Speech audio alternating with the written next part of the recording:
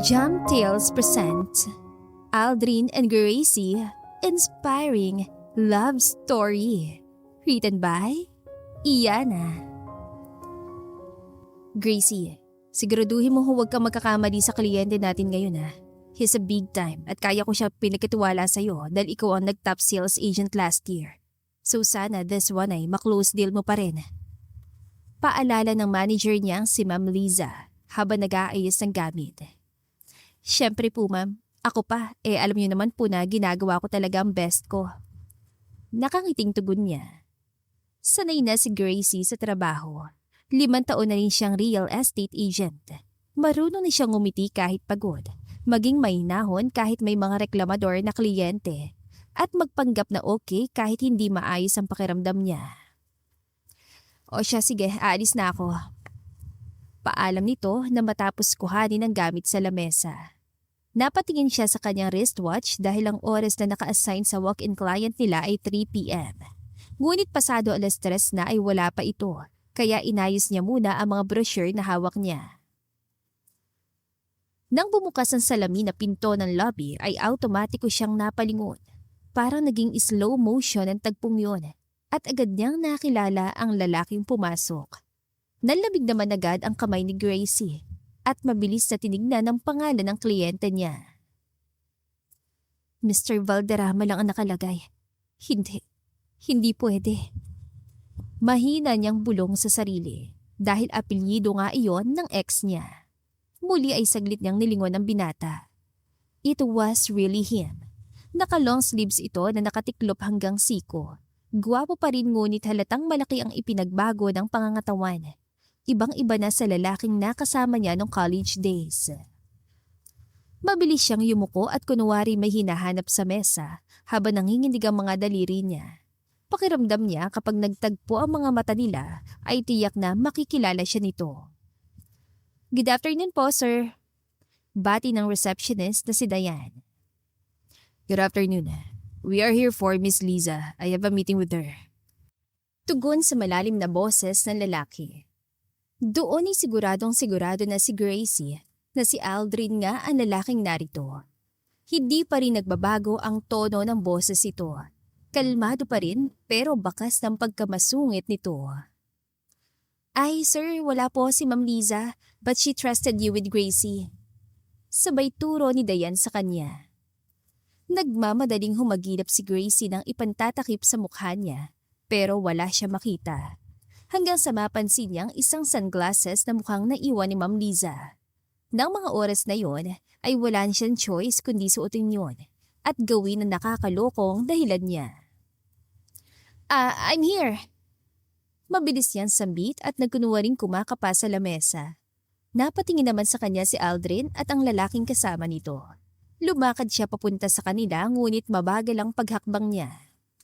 Kaagad naman na napansin yun ni Aldrin kaya napatingin ito sa lalaking sekretarya at nagkibit balikat lang. Good afternoon po sir. Ako po yung agent na tutulong sa inyo. Sambit ni Gracie nang nasa harapan na siya. Okay. Tugon nito. We are looking for a house, yung pwede for residential pero may konting office space. Napalunok si Gracie dahil mas lalo siyang kinabahan. Medyo malayo ang model unit ang demand ng kliyente niya ngayon. Bakit ba kasi bulag-bulagan pang napili niyang dahilan? Sure po, sasamahan ko po kayo sa model unit.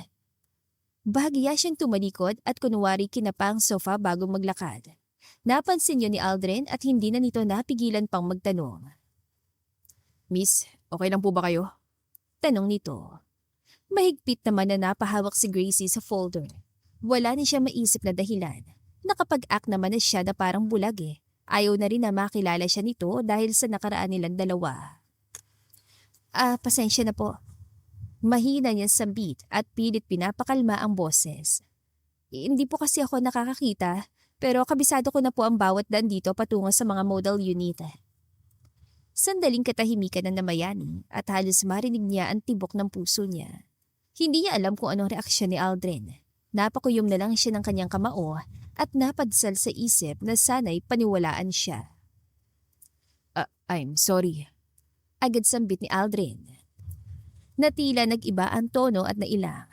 Hindi ko alam, miss. Okay lang po, sanay naman ako. Tugon niya na may kaunting ngiti. Hindi niya ito matitigan na maayos dahil alam niya sa sarili niya na kapag muling nagtagpo ang mga mata nila ay babalik lahat ang nakaraan, sakit at ang desisyon niyang nagpabago sa relasyon nila. Mas okay na to, sambit niya sa isip. Habang naglalakad sila papunta sa model unit, ramdam na ramdam niya ang presensya ni Aldrin sa tabi niya. Amoy pa rin niya ang pabango nitong hindi nagbago. Kung ano ang gamit ito noon ay iyon pa rin ngayon. Hindi niya tuloy napigilang maalala na ang pabangong yon ang paborito niyang amoy ng binata. Hindi na niya halos napansin na bumibilis na ang lakad niya at nawala ng pagpapanggap niya. Nagkatinginan na tuloy ang dalawang lalaki sa likuran niya at nagtataka na kung talaga bang bulag siya. Miss Gracie, baka madapa ka.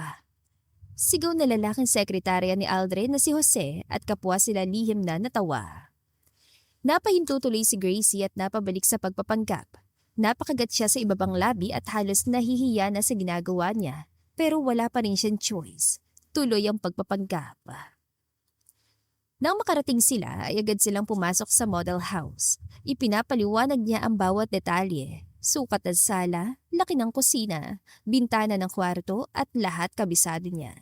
Pero habang nagsasalita siya, ay hindi niya pa rin magawang tignan si Aldrin. Napapahapyawan niya ito ng tingin na kung minsan ay nakikita niyang nakatitig sa kanya, kaya agad siyang umiiwas. Miss Gracie? Tawag ni Aldrin sa kanya. Yes, sir. Kung hindi ka nakakakita, paano mo nakabisado lahat at ultimo pwesto ng sofala mo? Intrigan tanong ni Aldrin. Sandaling natahimik si Gracie at halos maramdaman niya ang malamig na pawi sa sentido niya. Gumiti siya ng alanganin bago sumagot. Kapag po kasi mahal mo ang trabaho mo, gagawin mo lahat para matutunan lahat. Tugon niya. Are you sure you're not acting? Kunot noon tanong ni Aldrin. No, sir. Nahinto siya sa pagsasalita nang biglang dumating si Ma'am Liza. Gracie! Tawag nito sa kanya. Nalaki ang mga mata niya at halos natuod siya sa kanyang kinatatayuan. Yung sunglasses ko akin na naiwan ko pala kanina mahirap pag-drive ng ganitong katirikan ng araw . Sambit nito na makalapit sabay kuha ng sunglasses niyang suot ngunit pinigilan niya ito. Pahiram muna, ma'am. Bulong niya upang hindi marinig na mga kasama nila. Ha? Takang tanong ni Ma'am Liza dahil hindi nito marinig. Bigla namang napansin nito ang kliyenteng naroon. Ay, Sir Aldrin, narito na po pala kayo. Nakangiti nitong sambit saka nakipagkamay. Ipinagkatiwala ko na po kayo kay Gracie. Magalang po siya, malinaw ang mata sa mga magagandang model ng bahay. Ito ang unang beses na nahiyang bigla si Gracie sa kung paano siya ipagmalaki na manager niya. Lupa, kainin mo na ako. Inis niyang bulong sa isip. O siya, sige sir, siya na pong bahala sa inyo. Paalam ni Ma'am Liza, nang aalis na ito ay biglang naalala na naman ang sunglasses at walang sabing hinila na sa kanya. Akin na to, baka makalimutan ko na naman. Saka tuluyang umalis. Mabilis na itinago ni Gracie ang mukha niya at pilit na umiwas kay Aldrin. Patay! Huli na ako nito! Bulong niya. Si Aldrin naman ay doon niya nakumpirma na ang babaeng kaharap niya ay ang babaeng minsan niyang minahal. Sinanyasan niya ang sekretarya para lumabas muna. Naglakad siya at dahan-dahan siyang umupo sa sofa.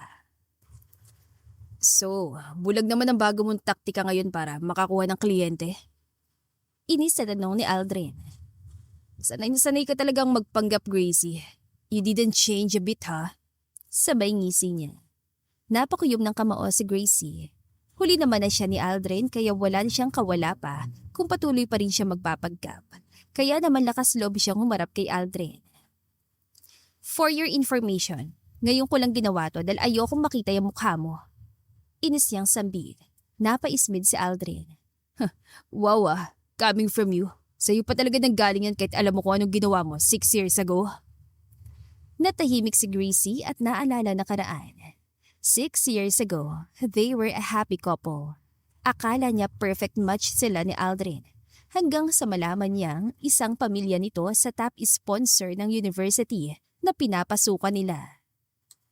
He really came from a wealthy family. And she's nothing. Inamin sa kanya ni Aldrin ang lahat ng graduation nila. And when she finally met his mother, doon tuluyang nasira ang relasyon nila kasabay ng pagkakasakit ng nanay niya. Aldrin's mother paid her para layon ito tinanggap niya yon dahil kailangan niya ng pera para sa surgery ng kanyang ina. Pero sa huli, nawala pa rin ang kanyang ina. And up until now, Aldrin knows nothing about that. What? You got your tongue now? Napapidlag siya na ma-realize kung gano'n nakalapit si Aldrin sa kanya kaya agad siya lumayo. Since nakilala mo na ako at mukhang hindi ka naman kukuha ng unit ay huwag na nating sayangan ng oras ng isa't isa. Sambit niya at akmang tatalikod na ngunit mabilis na hinawakan ni Aldrin ang kamay niya. I'm a big client. Hindi mo naman ako siguro sasayangin gaya ng ginawa mo noon, di ba? May pagkamayabang ang tono nitong sambit. Tinitigan niya mga mata ni Aldrin na ngayon ay kitang-kita niya ang galit sa mga mata nito. But she did leave him. Hindi dahil gusto niya lang. She has a reason. What I did before is right. At kahit pa ulit-ulit pa yun ang mangyari ay iiwan at iiwan pa rin kita. Sambit niya saka inagaw ang kamay niya bago tuluyan lumabas. Mabilis siya naglakad patungo sa comfort room at doon ay tuluyang bumuhos ang luha niya. Hindi niya alam kung saan nagagaling ang luha niya, basta pakiramdam niya ay sobrang sikip ng dibdib niya, gaya nung iniwan niya ito. Alam na ni Gracie na mapapagalitan siya bukas ng kanyang boss kaya naman pinili na lamang niyang uminom para kahit na papano ay makalimutan niya ang nangyari. Kasalukuyang malamig sa loob ng bar na mga oras na yon, may malakas sa musika, kumikislap ang mga ilaw, at halo-halo ang amoy ng alak at pabango. Habang nakaupo si Gracie sa high chair at hawak ang baso ng tequila. Katabi niya si Gemma na kanyang college best friend at kanina pa siyang pinagmamasdan. Uy, hinay-hinay lang. Pigil ni Gemma sabay agaw sa susunod na shot na hawak niya. Hindi mo kailangang ubusin ang alak dito sa bar para lang makalimot ka. Dagdag pa nito. Hindi ko siya gustong makalimutan. Mapait na ngumiti si Gracie. Gusto ko lang tumigil yung nararamdaman ko ngayon. Bakit? Ano ba nararamdaman mo ngayon? Tanong nito. Sandaling natahimik si Gracie at nakatingin lang siya sa lamesa. Yung parang 4 na taon ka nag-move on tapos isang araw, bigla siyang haharap sa'yo na parang kahapon lang kayo naghiwalay.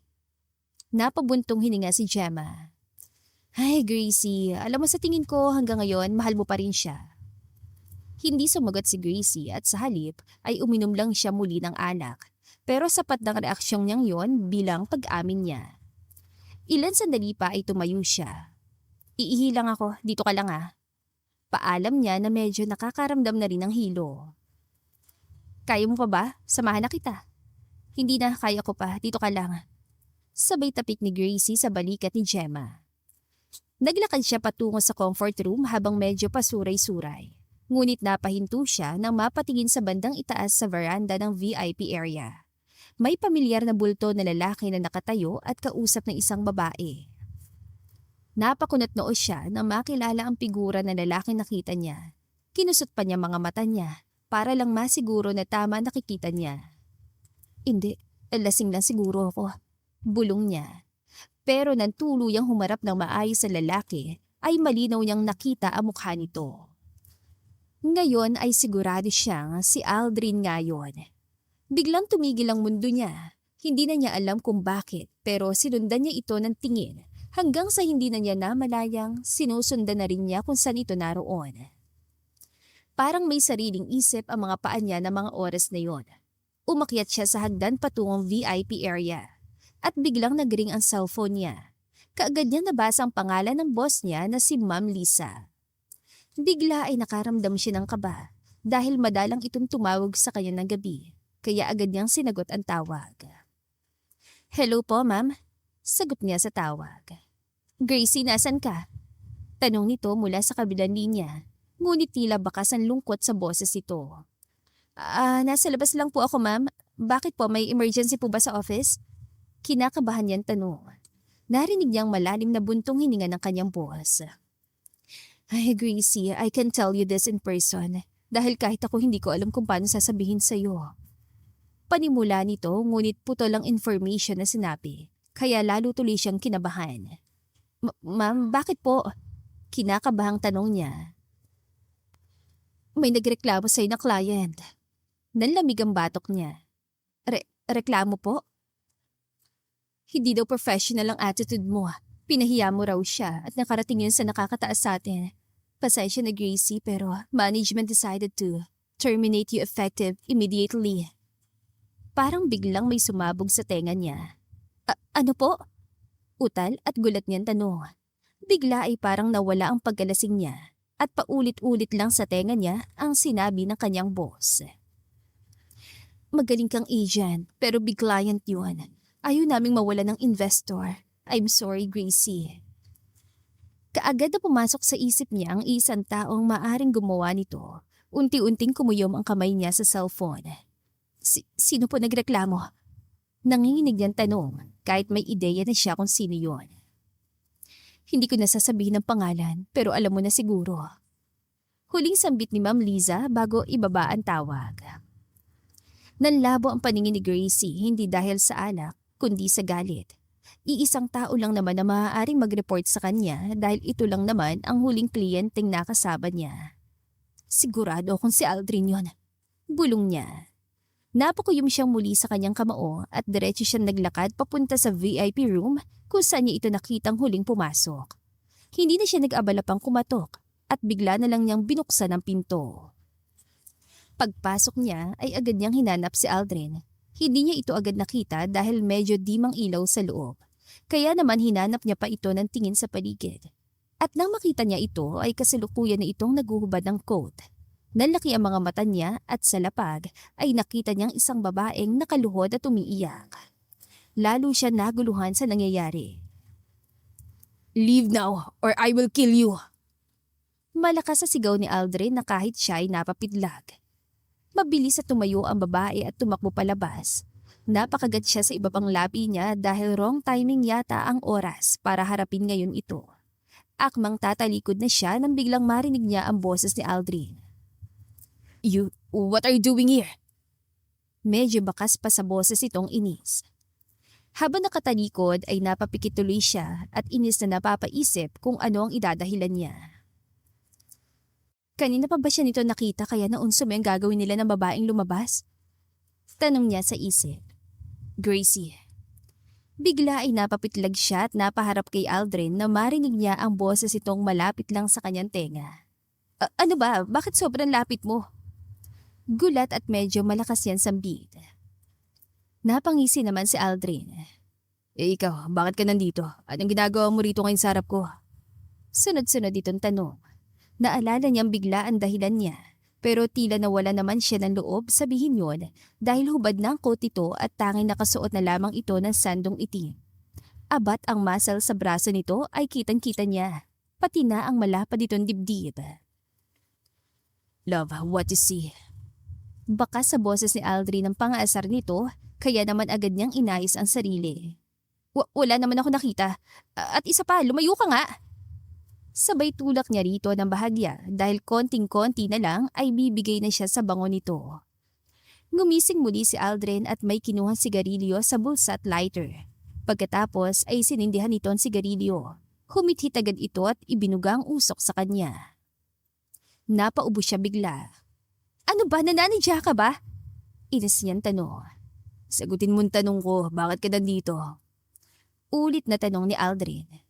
Are you following me? Dagdag pa nitong tanong. Napaismid siya. Wow! Ako? Susundan ka? No way! Inis naman na tinitigan ni Aldrin si Gracie. At ng mga oras na yon ay palaisipan para kay Aldrin kung paano siya nito nasundan. At some point ay nababahala siya kung may nakita ba si Gracie kanina. Yung babae kasi kanina ay sinubukan siyang akitin. And he hates that kind of move. Dahil alam niyang isa na naman ito sa mga babaeng pinapadala ng mami niya. Mabilis na hinawakan ni Aldrin ang kamay ni Gracie at mabilis itong hinila patungo sa couch. Isan mo ko dadalhin! Sigaw ni Gracie at gustuhin man niyang pumiglas ay hindi niya nagawa dahil sa sobrang bilis ng pangyayari. Nang tuluyang makaupo si Gracie ay sandaling tahimik lang si Aldrin at nakatitig siya rito habang nakatayo siya sa harapan nito. Hindi ako manghuhula, Gracie. Sabi mo kung bakit ka narito. Diretso niyang sambit habang nakatitig pa rin sa mga mata nito. Mabilis naman na inayos ni Gracie ang sarili at humingang malalim bago lakas loob na hinarap si Aldrin. Nandito ako kasi I saw you earlier at saktong tumawag sa akin si Ma'am Liza. Sambit niya na nakikipagsukatan din ng titig kay Aldrin. And what? Tila hindi naintindihang tanong ni Aldrin. What? You act like you didn't know anything? Inis niyang sambit. Because I really don't know what you're talking about, Gracie. Pwede bang ipaliwanag mo ng maayos? Yung kumpleto please, kasi kanina pa ako naguguluhan. Napaisip bigla si Gracie at napakunot na noo habang nakatingin kay Aldrin. Bakit parang wala tong alam? Ay, baka nagpapanggap lang. Hindi mo ako madadaan sa ganyang acting mo, Aldrin. Sambit niya sa isip. Napatingin siya sa basong may lamang alak at agad niyang ininom yon ng diretsyo para sana makahiram pa siya ng tapang sa alak. No! Sigaw at pigil ni Aldrin pero huli na dahil ubos na niya ang laman ng baso. Bakit? Utal niyang tanong dahil sa reaksyon ni Aldrin. Mabilis itong inago ang basong hawak niya. Damn it, Gracie. May gamot ang alak na ininom mo. Yung babaeng lumabas kanina dito ay sinubukan akong painumin yan. Kaya naabutan mo siyang nasa lapag dahil nalaman ko agad ang motibo niya at tinula ko siya. Ano? Gulat yan sambit. Anong klaseng gamot naman? Nauutal niyang tanong. I don't know, but maybe the one that you feel hot or something. Tila hindi siguradong sambit ni Aldrin. Halos nanlamig si Gracie sa kanya narinig. Napaayos siya ng upo at bahagyang lumayo kay Aldrin. Ikaw kasi eh! Ines at tila naiyak niyang sisi kay Aldrin. Kung hindi mo sana ako nireport at pinatanggal sa trabaho ko, wala sana ako rito. Tapos ngayon, may gamot pa ako na inom na para naman pala sa'yo. Kasalanan mo to! Napakunot noo si Aldrin. Anong nireport at pinatanggal sa trabaho? Wala akong alam sa sinasabi mo. Diretso at seryosong sambit ni Aldrin. Narinig pa ni Grace ang sinabing yun ni Aldrin pero hindi na ganong kalinaw dahil unti-unti na siya nahihilo at nagdodoble na ang kanyang paningin. Hey, are you okay? Tanong ni Aldrin saka siya hinawakan sa balikat. Napangiti naman si Gracie at unti-unti na siya nawawala sa sarili at tila nakakaramdam na ng init sa katawan. Ikaw, ang guwapo mo ah. Sambit ni Gracie kay Aldrin sabay hawak sa pisngi nito. Kamukha mo yung ex-boyfriend ko. Wala na sa sariling sambit niya. Nang mga oras na yon ay natulala si Aldrin at nakatitig lang siya sa mga mata ni Gracie. Mga matang kailanman ay hindi niya makakalimutan. Pero yun din ang mga matang kinamumuhian niya ngayon dahil sa pag-iwan nito sa kanya noon. Gracie, you're not in yourself. Mabilis sa sambit ni Aldrin at agad na inalis niya ang kamay nito. Pagkatapos ay tumayo siya para sana tumawag ng ambulansya. Pero agad na pinigil ni Gracie ang kamay niya at hinawakan niya na mahigpit. Huwag mo kong iwan, Aldrin. Naiiyak na sambit ni Gracie at kitang-kita niya ang pagtulo ng luha sa mga mata nito. Huwag mo akong talikuran gaya ng dati. Napakunot noo si Aldrin at napangisi. Kahit sa estado mo ngayon, nagagawa mo pa rin magsinungaling. Yan bang epekto ng alak na nainom mo? Hindi naman nakasagot pa si Gracie dahil tuluyan na itong nakatulog at nawala na ng malay. Kasabay nito ang biglang pagring ng cellphone nito. Kaagad nabasa ni Aldrin ang pangalan ng kaibigan nitong si Gemma, kaya naman sinagot niya ang tawag. Hoy sis, nasan ka na? Kanina pa kitang hinahanap. Okay ka lang ba? Sunod-sunod na tanong ni Gemma mula sa kabilang linya. Gracie's fall asleep. Pwede mo siyang puntahan dito sa itaas. VIP room 101. Tugon ni Aldrin. Nanlaki ang mga mata ni Gemma dahil sa narinig na pamilyar na boses. Aldrin, ikaw ba to? Kasama mo si Gracie? Tanong pa nito. Yes, it's me. Puntahan mo na siya dito ngayon. Hihintayin kita. Hindi natuloy ang sinabi ni Aldrin. No need na. Ikaw nang bahala sa kaibigan ko. Alam ko kasing lasing na rin ako eh. Hindi ko siya mabibitbit. Kaya naman you should take care of her. Enjoy ah. Bye! Magsasalita pa sana si Aldrin pero hindi na niya natuloy ang sasabihin dahil binabaan na siya ng tawag ni Gemma. Aldrin, galing mo ah. Lumambot na sana muli ang puso niya at tumibok na para sa isa't isa. Nakangiting sambit naman ni Gemma bago tuluyang umalis ng bar. Samantala, si Aldrin ay nakaupo pa rin sa sofa ng VIP room habang nakahiga sa kanyang hita si Gracie at mahimbing na natutulog. Sir, napahinto biglang sekretarya niyang si Jose na makita ang sitwasyon nilang dalawa. Halos mapaawang ang labi nito dahil ito ang kauna-unahang may babae itong hinayaang mapalapit ng sobra sa kanya. Jose, ihanda mong kotse. Utos ni Aldrin. Sir, di ba si Miss Gracie yan? Usaserong tanong nito. Tumango si Aldrin at nag-iwas ng tingin. Huwag kang mag-isip ng kung ano riyan. I'm just helping her. Nainom niya kasi yung alak na dala ng babaeng may masamang balak sa akin kanina. Advance naman na paliwanag ni Aldrin. Ang babae pala kanina, sir. Confirm na padala siya ng mami niyo. Pero paano na ngayon? Saan natin dadalhin si Miss Gracie? Tanong ni Jose. Napaisip naman si Aldrin. Hindi niya alam kung saan ngayon tumutuloy si Gracie kaya wala siyang ibang choice kundi kupkupin muna ito. I will bring her to my condo. Sambit ni Aldrin saka dahan-dahan tumayo at binuhat si Gracie. Sa loob ng bar ay kitang-kita ng lahat ng masungit at mailap na bilyonaryo. Ngayon ay may isang masuwerteng babaeng buhat-buhat nito. Mabilis lang ang naging biyahe nila dahil pa madaling araw na rin ang mga oras na yon.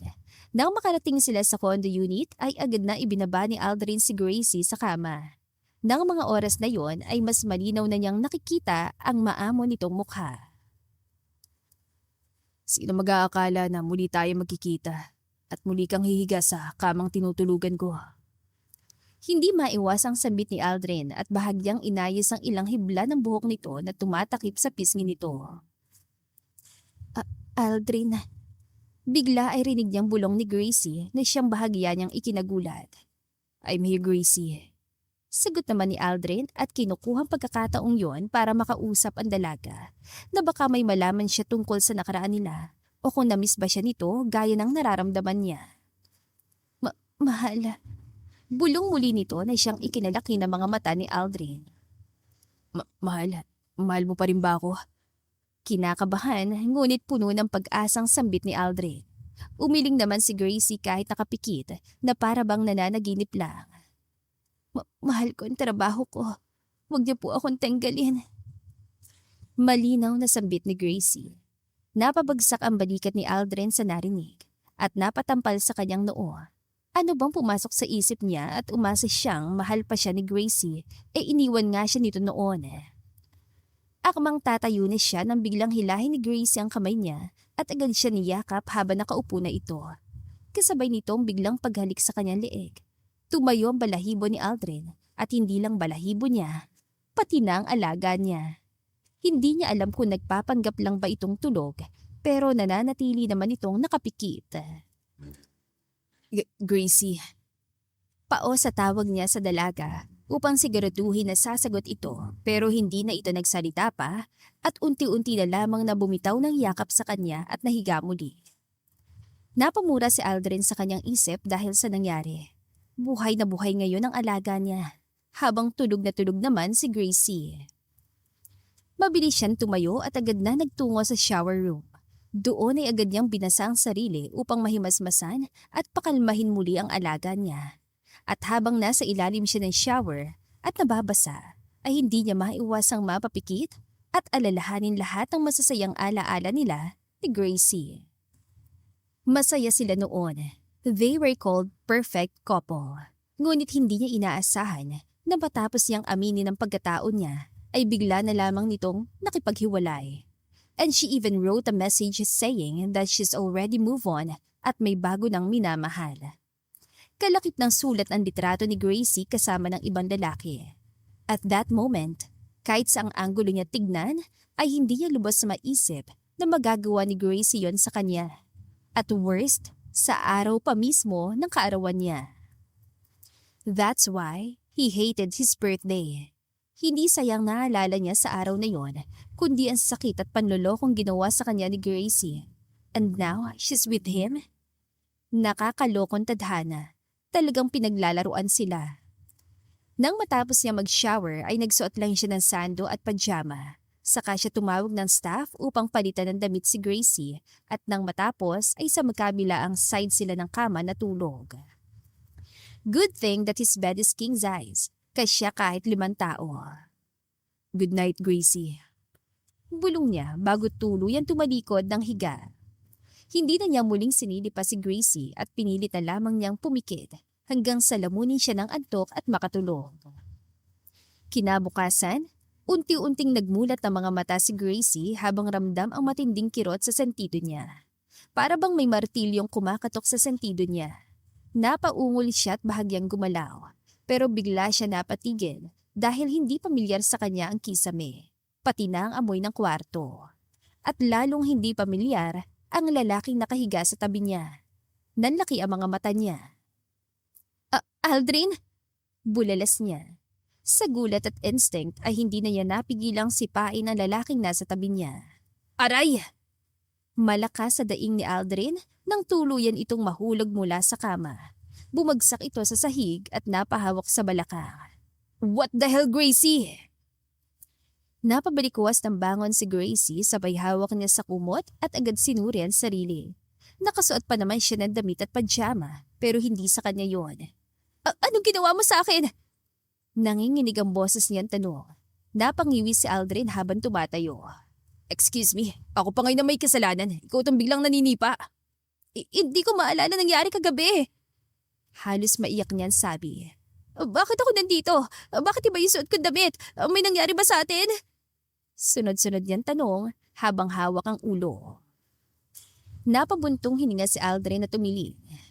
Relax, wala nangyari sa atin and I wouldn't dare. Mariin itong sambit. Nainom mo yung alak na may halong gamot kaya nawalan ka na malay. Dinala kita rito sa kondo ko kasi wala akong choice. At sa damit mo naman, staff ang nagpalit sa'yo niyan. Unti-unting bumalik sa alaala ni Gracie ang mga nangyari. Nanlaki ang mga mata niya at napayuko, sabay takip na mukha niya. Oh my gosh, nagkalat ba ako kagabi? May sinabi ba ako kung ano-ano? Nag-aalalang tanong niya. Sandaling natahimik si Aldrin. Naalala niya mga sinabi nito at ang pagyakap nito sa kanya. May mga sinabi ka pero hindi ko naman masyadong naintindihan because I was drunk also. Pagsisinungaling ni Aldrin. Napatingin si Gracie sa kanya, ngunit hindi na siya nag-usisa pa. Sa halip ay bumaba siya ng kama at yumuko ng bahagya. I'm sorry. Seryoso niya sambit. Sa pagsipa ko sa'yo at sa abala. Napairap si Aldrin. You always cause trouble in my life. Masakit mang marinig yon mula kay Aldrin pero hindi na siya sumagot. Wala pa siyang lakas makipagtalo. Bigla namang nagring ang cellphone niya. Napakunot noo siya nang makitang pangalan ni Ma'am Liza sa screen. Hello po, ma'am. Sagot niya at pilit pinapakalma ang boses. Gracie, pakipuntahan mo na lang ang mga gamit mo dito sa office ngayon. Diretso nitong sambit at wala ng paligoy-ligoy. Bigla ay parang may bumara sa lalamunan niya. Opo, Ma'am Liza. Mahinang tugon niya bago ibaba ang tawag. Tinanggal ka na talaga sa trabaho? Tanong ni Aldrin at bahagyang nakakunot ang noo. Hindi siya tumingin dito pero sumagot siya. Oo, effective immediately. Mapait niyang tugon. Saglit na katahimikan ng namayani sa pagitan nila. Siguro masaya ka na. Nakapaghiganti ka na. Hindi niya mapigilan sambit na siyang ikinagulat ni Aldrin dahilan kaya biglang tumalim ang tingin nito sa kanya. I told you wala akong kinalaman dyan. Mariing sambit ni Aldrin. Pero hindi na nakipagtalo pa si Gracie dahil wala naman ang mangyayari. Kahit sino pang may gawa, tapos na rin naman. Sanay na ako mawalan. Mahinahon niyang sambit. Tinungo niyang pinto at sandaling huminto pero hindi siya lumingon. Salamat sa pagdala sa akin dito ng maayos. At salamat dahil hindi ka na naman tala. Bagyang natahimik si Aldrin sa narinig. Hindi ako ganun kababa, Gracie. Malamig nitong tugon. Marahan niyang binuksan ng pinto at lumabas ang condo unit na yon at hindi na lumingon pa. Habang bumababa siya ng elevator, doon tuluyang bumuho sa luha niya. Trabaho na nga lang ang kinakapitan niya na wala pa. Pagdating sa opisina ay agad niyang hinanap si Ma'am Liza at magbabaka sakaling magbago pang isip nito. Nakita niya ito sa conference room na nag-iisa, kaya naman kinuha na niyang pagkakataong yon para makausap ito. Ma'am Liza, please naman po, bigyan niyo naman po ako ng chance. Hindi naman po ako ganong klase ng tao, hindi po ako basta sa kliyente. Halos pabulong ngunit nanginginig ang boses ni Gracie. Napayuko si Ma'am Liza talatang nahihirapan sa sitwasyon. Alam ko Gracie, kilala kita. Pero malakit kilalang taong investor na yon. May email na rin mula sa head office na kapag hindi ka namin tinanggal, kami ang mananagot. Isang reklamo lang po tapos tanggal po agad ako. 5 taon niyo po ako nakasama at mahal na mahal ko po ang trabaho ko. Bakit hindi niyo po ako hinayaang magpaliwanag sa senior manager natin? Napapikit si Ma'am Liza. Hindi lamang simpleng reklamo yon Gracie. May pressure mula sa taas. I'm sorry pero wala akong magagawa. Malungkot itong sambit. Parang tuluyang bumagsak ang mundo niya sa salitang yon. Hindi na siya nagsalita pa at tahimik niyang tinanggap ang papel na inabot sa kanya. Ang termination notice for her. Paglabas niya sa conference room, walang imik niyang inayos sa mga gamit sa mesa niya. Ang mga dating nakangiting katrabaho ay tahimik lang na nakamasid sa kanya ngayon. 5 years. 5 taon niyang binuo ang pangalan niya doon at sa isang iglap lang, natapos lang ng ganon. Habang inilalagay niya ang huling frame na larawan nila ng nanay niya sa loob ng kahon, ay hindi niya maiwasang mapatingin sa paligid. Sinalubong siya ng ilang usasero at pabulong na tingin ng mga empleyado. At doon niya nakita si Joy na nakamasid din sa kanya. Nakasandal ito sa mesa, nakakross sa mga braso at may mapagmataas na ngiti sa labi. Uy Gracie, totoo pala na natanggal ka na? Tila mapang-asar nitong sambit sa kanya. Hindi siya sumagot at nagpatuloy lang siya para kunin ang natitira niyang gamit. Sayang naman, dagdag pa ni Joy, kunwari naaawa. Ikaw pa naman ang top 1 last year. Bahagyang napahinto si Gracie.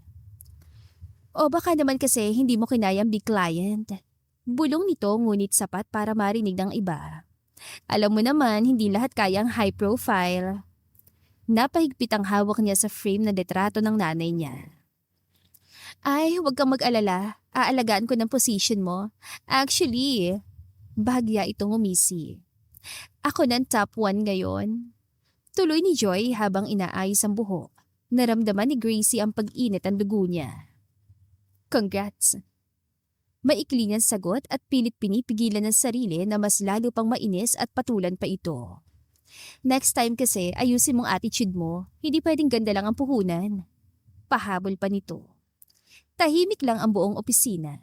Ramdam niya ang mga matang nakatingin sa kanya. Naghihintay kung sasagot ba siya. Pero wala na siyang lakas para makipagbangayan pa. Dahan-dahan niyang sinarang kahon at binuhat yon. Mainit ang sikat ng araw nang tuluyan siya makalabas ng opisina. Pero bago pa man yon, halos maubos munang natitira niyang dignidad sa loob ng conference room. Habang naglalakad siya palabas, malinaw sa isip niyang isang pangalan, si Aldrin. Sigurado akong siya yon. Bulong niya sa sarili kahit itinanggi na nito sa kanya yon. Wala naman kasi siyang ibang maisip kung sinong gagawa nito. Paglabas niya ng building, sinalubong siya ng matinding init ng araw. Parang sinasadya ng panahon na iparamdam sa kanya ang bigat ng sitwasyon. Naglalakad siya sa kalsada palabas ng villa, bitbit ang kahon, pawis na pawis at namumula ang mata sa kakapigil ng luha. 5 years. Pinaghirapan niya ang bawat komisyon, ang bawat closed deal, ang bawat rejection na nilunok niya para lang makarating sa tuktok. Tapos isang araw ay isang tao lang ang bumalik sa buhay niya at gumuho ng lahat. Ang kapal mo talaga, Aldrin. Galit niyang bulong habang naglalakad sa ilalim ng tirik na araw. Kahit anong pagtanggi mo, ikaw at ikaw pa rin ang iniisip ko makakagawa nito. Katulad ka lang din ng mami mo. Napahinto siya sandali at napalingon sa kalsada. Hindi niya alam kung saan siya pupunta. Wala na siyang opisina, wala na siyang trabaho. At mas masakit ay hindi niya alam kung paano magsisimula muli. Unti-unting tumulo ang luha niya pero mabilis niya yung pinahid. Ayaw niyang magmukhang kawawa sa gitna ng daan. Hindi ako babagsak ng ganito lang. Mariin niyang sambit sa sarili. Pagdating ni Gracie sa maliit nilang apartment, halos manghina na siya sa pagod at bigat ang nararamdaman.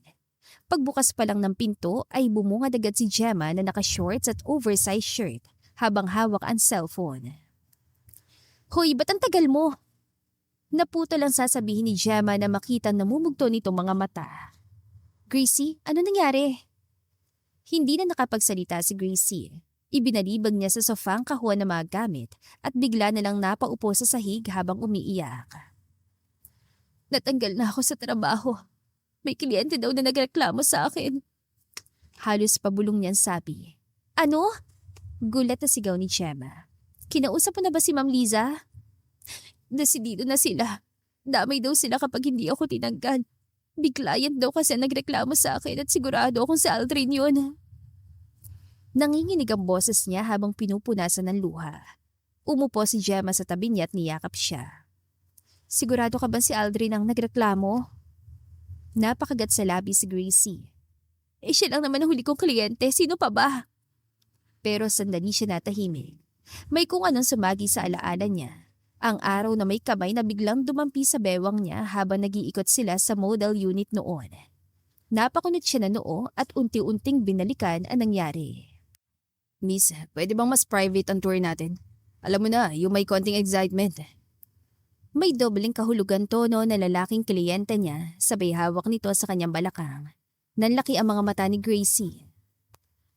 Gemma, mahina niyang tawag sa pangalan ng kaibigan. Ano? Naalala mo yung kliyente ko 2 months ago? Yung hinipuan ako? Yung sinampal mo? Mabilis sa sagot ni Gemma. Oo naman, galit na galit nga tayo nun eh. Tumango si Gracie. Naresolve naman yun. Kinampihan ako ni Ma'am Liza dahil may CCTV namang ebidensya na ginawa niya. Yung lalaki pa nga munti kasuhan eh. Ano ngayon? Biglang bumilis ang tibok ng puso ni Gracie. Hindi ko na siya nakita ulit sa office pero isa rin siya sa mga big client na nahawakan ko bukod kay Aldrin. Naisip ko lang na baka... Hindi natuloy ang sasabihin ni Gracie nang biglang tumunog ang sunod-sunod na notification ng cellphone niya. Wala sana siyang balak tignan pero may kung anong nagtulak sa kanya. Sa real estate group chat ng company nila galing ang message. Nang tignan niya yun, doon niya nakita ang sunod-sunod na litrato ni Joy. Nakangiti habang may hawak na folder ng contract. Katabi nito ang lalaking bumastos sa kanya noon. Parang huminto ang mundo ni Gracie. Sinumpa na lalaking yon na never na siyang kukuha ng bahay sa real estate nila. Pero bakit ngayon ay nakangiti ito habang katabi si Joy? Gemma. Nanginginig ang boses niya habang iniabot ang cellphone. Kinuha yun ni Gemma at binasa mga message sa group chat. Unti-unting nanlaki ang mga mata nito. Hindi ba siya yung nangharas sa'yo? Mariing sambit ni Gemma. Tumango si Gracie at biglang nag-init ang dugo niya. Pero iba na ang init na yon. Hindi na puro galit kay Aldrin. Mas malinaw na sa kanya ngayon kung sinong big client na tinutukoy ni Ma'am Liza. Si Joy, bulong niya. Unti-unti niyang pinagsama ang mga piraso ng puzzle.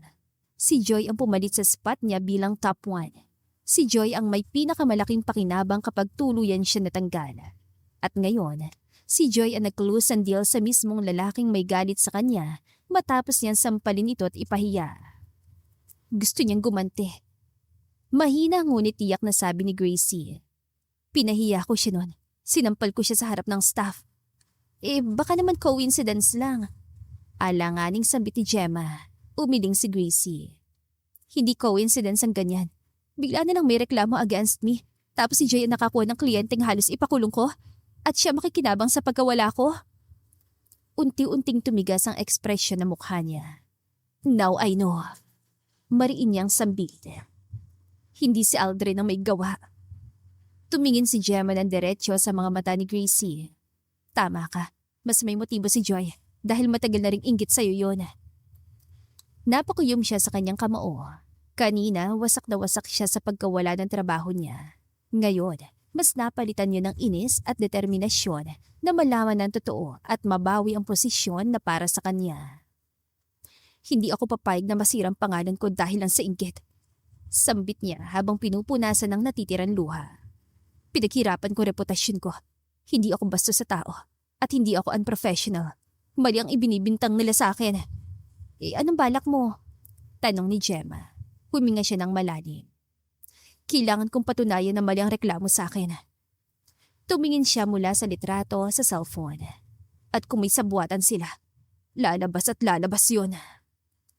Bahagyang umiti si Gemma. Ayan, yan ang Gracie na kilala ko. Ngayon na may lead na siya kung sino talagang nag-report sa kanya, ibig sabihin, mali ang paratang niya kay Aldrin. Kailangan ko mag-sorry sa kanya. Mahinang sambit niya sa narinig naman ng kaibigan niya. At kailangan mo rin magkwento sa akin. Ano, may nangyari ba sa iyo ni Aldrin? Tila kinikilig at excited na tanong ni Gemma habang tinutusok-tusok nito ang tagiliran niya. Hoy, wala nangyari sa amin. Nangingiting tugon ni Gracie at napakagat sa ibabang labi niya. Pero aminin mo, hiniling mo na sana meron. Pangaasar ni Gemma. Hindi no? Utal niya sagot. Pero hindi naniwala si Gemma kaya patuloy niya pa itong inasar hanggang sa umalis at nagtago si Gracie sa kwarto niya. Nang makarating siya sa kwarto niya ay lihim siya napangiti. Gumaan ang loob niya dahil kahit apano, nalaman niyang hindi si Aldrin ang nagpatanggal sa kanya. Maybe he still care for me kasi hindi niya ako pinabayaan kagabi. Sambit niya sa kanyang isip. Samantala, ilang linggo na rin na nakalipas simula na makita niya si Gracie at hindi niya maintindihan ang sarili niya. Halos hindi siya mapakali sa opisina man o sa condo unit niya. Ilang beses niyang sinubukang magbasa ng reports, sumagot ng emails pero mukha lang ni Gracie ang pumapasok sa isip niya.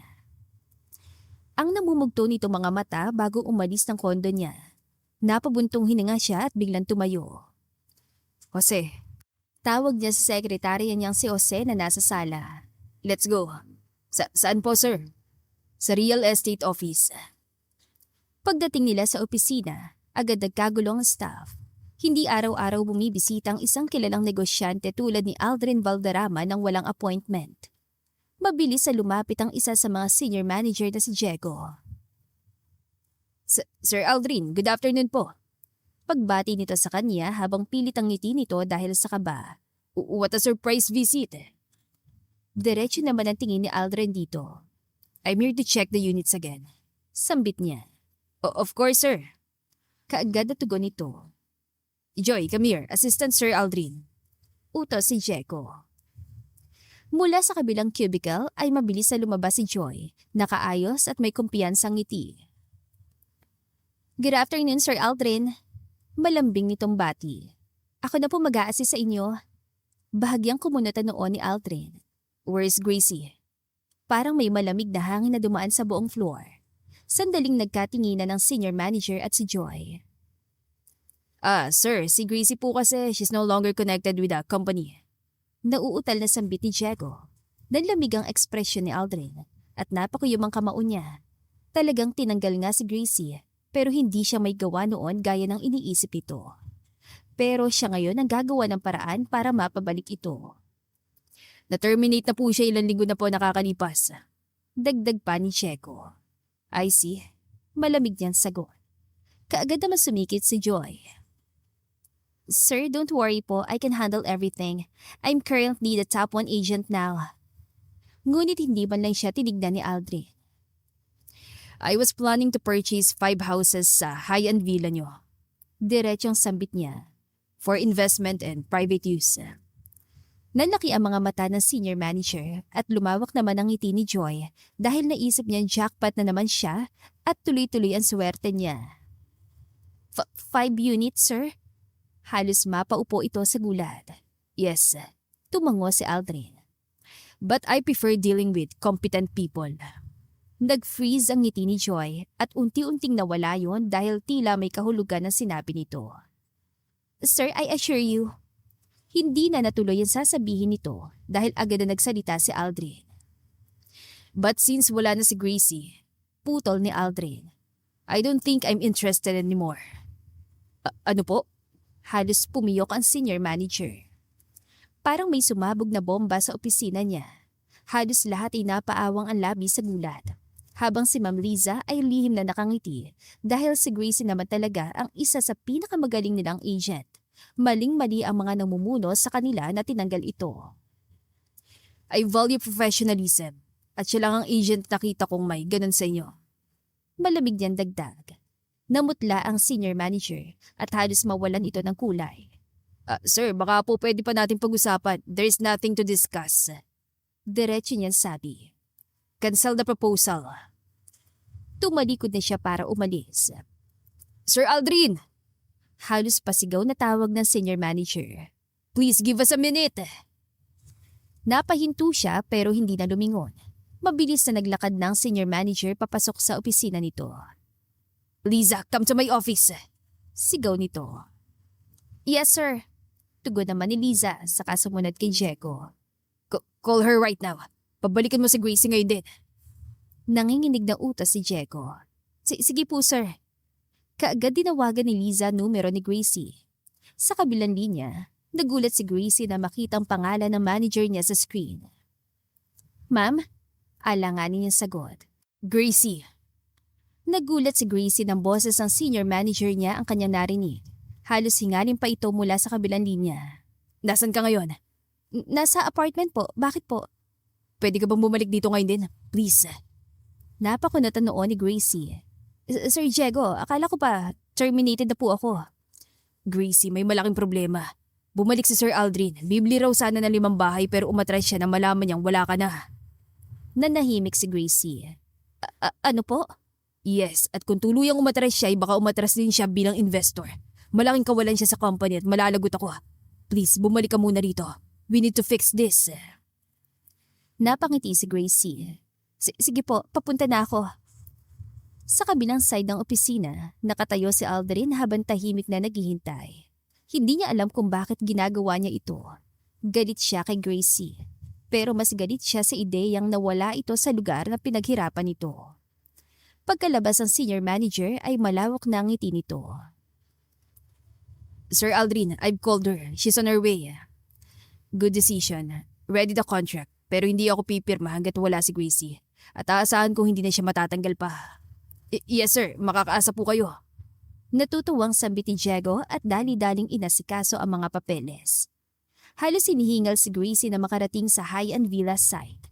Pawis sa noon niya at bahagyang magulong buhok dahil sa pagmamadali. Pero pinilit niyang ayusin ang sarili bago tuluyang pumasok sa model house na halos 10 milyong pisong halaga. Pagbukas niya ng pinto, bumungad agad sa kanyang malawak at maaliwala sa sala. High ceiling, floor-to-ceiling glass windows, marble flooring at iba pang aesthetic interior design. At sa gitna ng sala ay nakatayo si Aldrin, nakakross sa mga braso habang tahimik na nakatanaw sa labas. Pagkarinig sa yabang niya, bahagya itong lumingon. Akala ko hindi ka napupunta eh. Malamig nitong sambit. Pinilit ni Gracie na maging professional kahit medyo kinakabahan siya. Good afternoon, sir. I apologize for being late. Let's start. Lumapit siya at agad binuksan ang folder na dala. This unit has 350 square meters floor area, sir. 4 bedrooms, each with its own bathroom. May separate office space din sa ground floor. Perfect for work-from-home setup. At ang pinakamalaking advantage nito ay ang privacy dahil corner lot po ito. Tahimik lang si Aldrin habang nakatingin sa kanya, pero halatang hindi ang bahay ang tinitignan nito. Ang orientation ng bahay is facing east. Pagpapatuloy niya. So maganda ang natural light tuwing umaga, magandang environment for starting eh. Napahinto siya nang biglang magsalita si Aldrin. Would you prefer to live in this house and build a family? Parang may kung anong biglang tambol sa dibdib niya dahilan ng pagkabilis ng tibok ng puso niya. Bahagya muna siya napakurap bago sumagot at pilit pinapakalma ang sarili. As an agent, sir, masasabi kong ideal po ito for a growing family. Safe ang community, may sariling clubhouse at playground. Maganda lugar para magpalaki ng mga anak. Dahan-dahan naglakad si Aldrin palapit sa kanya. And personally? Tanong nito sa bahagyang mababa ang boses. Napahigpit ang hawak ni Gracie sa folder. Personally, saglit siyang tumingin sa malawak na espasyo. Mas gusto ko yung bahay na may katahimikan, yung may stability, yung hindi ka matatakot na isang araw, Baka bigla na lang mawala ang lahat. Bahagyang kumunot ang noo ni Aldrin. Bigla na lang mawawala? What do you mean? Ulit na tanong nito. Security is important. Yung tipong dapat sure ka na doon sa taong makakasama mo. Diretso niyan sagot. Especially when you're building a future with someone. Tumawa ng mahina si Aldrin. So, you believe in building a future? Tanong nito. Kahit kaya mong iwan sa isang iglap? Naniga si Gracie. Naramdaman niyang hindi na ito tungkol sa bahay. Alam niyang may laman na mga sinasabi ni Aldrin. Sir, maingat niyan sabi.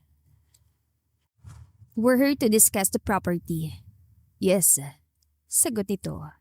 Pero hindi ko maiwasang isipin. Dati, pinangarap din natin ang ganitong bahay. Napatingin siya rito. We talk about having a home like this. Tuloy ni Aldrin. You said you wanted a small garden at gusto mo may malaking kusina dahil mahilig ka magluto. Unti-unting bumilis ang tibok ng puso ni Gracie. That was 6 years ago. Mahina niyang sagot. Pero totoo naman, di ba? Mariin itong tanong. Gusto mong mag-build ng family? Huminga siya ng malalim. Yes. Diretsong sagot niya. Pero hindi lang sapat ang pangarap lang. Kailangan naiintindihan yung isa't isa. Parehas ang estado sa buhay. At kung hindi man, at least hindi kayo naglilihim. Tukoy niya sa pagtago ni Aldrin ng pagkatao nito. Napangisi si Aldrin. You know the truth but still you chose to leave. Yes. Dahil minsan may mga desisyong kailangan mong gawin kahit masakit. Kahit hindi ka maintindihan ng iba. Sagot niya habang pilit pinapakalma ang sarili. Sandaling natahimik ang buong sala.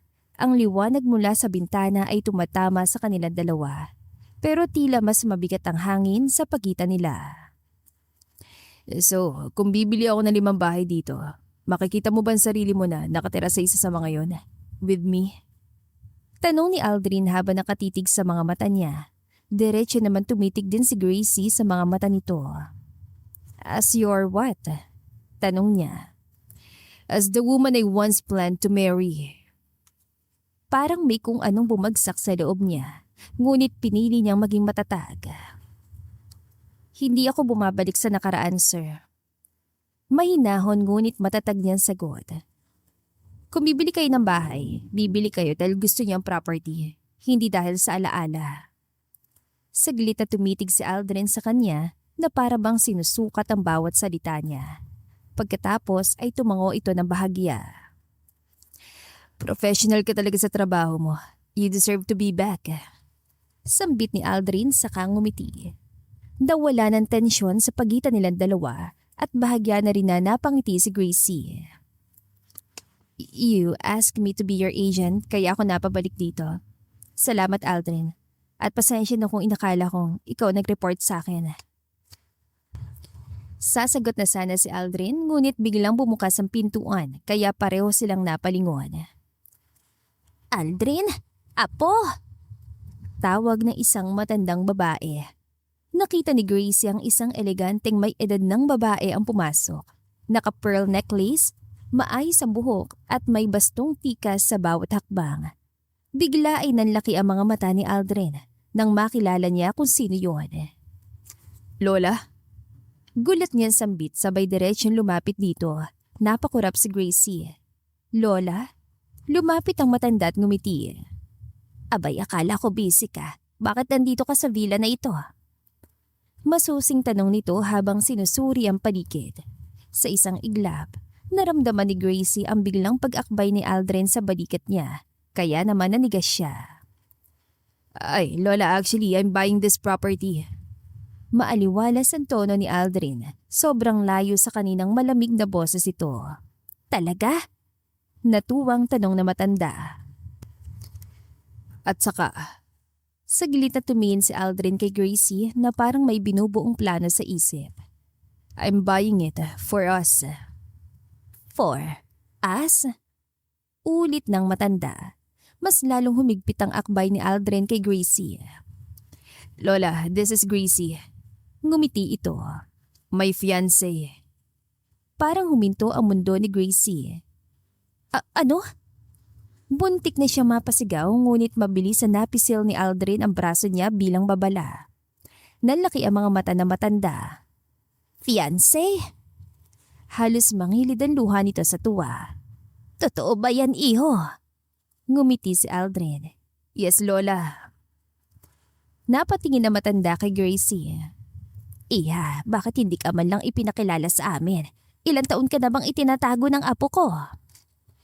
Pakiramdam ni Gracie ay mabibingi siya sa tibok ng puso niya. Gusto niyang itulak si Aldrin pero narinig niya ang mahina nitong bulong sa tabi ng tenga niya. Please, huwag mo ko ilaglag sa harap ni Lola. Mahina ngunit mariing sabi nito. Tumingin siya rito na masama. Anong kalokohan to? Bulong niya pabalik. I will buy 5 houses. Mabilis itong sagot na hindi nawawala ang ngiti sa labi. Kahit 6 pa. Just don't ruin this. Nanlaki ang mga mata ni Gracie. Binibili mo ba ako? Pabulong niyan sagot. No. Sagot ni Aldrin na bahagyang tumigas ang panga. I'm asking for help. Saglit silang nagkatitigan. Sa kabila ng galit, nakita niyang kakaibang pagsusumamo sa mga mata nito. Huminga siya ng malalim. Isang malaking deal ang nakataya. Isang pagkakataon para maibalik ang reputasyon niya. At isa pa, ito rin naman ang may dahilan kung bakit siya nakabalik sa trabaho. Dahan-dahan siyang ngumiti at humarap sa matanda. Hello po, Lola. Magalang niyang bati. Pasensya na po kung hindi ako agad na ipakilala. Napakapit ang matanda sa kamay niya. Nako, iha, ang ganda mo naman. Buti at may nakapagpatinuna sa apo ko.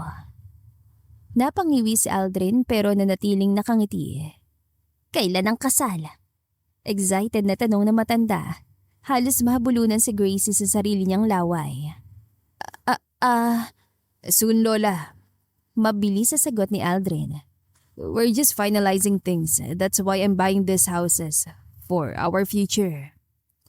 Napatingin si Gracie sa kanya dahil para bang natural at totoo ang sinasabi nito at hindi nagpapanggap. Talaga ba, iho? Masayang tanong na matanda. Ilang bahay bang balak mong kunin? 5 units. Diretsong sagot ni Aldrin. Nanlaki ang mga mata ng Lola. 5? Abay ang pagkadami naman. Bakit naman 5? Tumango ito. For investment and 1 for us. And others is for our future kids. Napatingin na matanda kay Gracie na parang sinusukat siya bilang magiging asawa ng apo nito. Iha, mahal mo bang apo ko? Diretsyon tumama ang tanong sa dibdib niya. Sandaling natahimik ang buong sala. Ramdam niyang tingin ni Aldrin sa kanya. Ang bigat ng tanong at talagang nahatsit siya. Ngunit ngumiti siya. Tumingin muli kay Aldrin. Opo, mahal ko po siya at mahalaga po siya sa akin. Maingat yan tugon at alam niya sa sarili niya na totoo yun. Bahagyang nagbagong ekspresyon ni Aldrin sa narinig. Hindi niya alam kung alin doon ang totoo at alin ang pagpapanggap. Good. Masayang sabi ng Lola. Gusto ko na kayong makita sa susunod na family dinner. Isasama kita ha, iha. Opo, see you soon, Lola. Automatikong sagot ni Gracie bago pa niya napigilan ang sarili. Nang makaalis pansamantalang matanda para tignan ang ibang bahagi ng bahay, mabilis na bumitaw si Gracie sa akbay ni Aldrin. Are you insane? Pabulong ngunit gigil niyang sabi. Salamat, Gracie. Sagot ni Aldrin na tila walang narinig sa galit niya. Huwag mo kong isali sa mga ganitong drama mo. I will sign the papers today. Kalmadong sagot ito. 5 houses under your name as my agent. Napahinto siya. You said 6.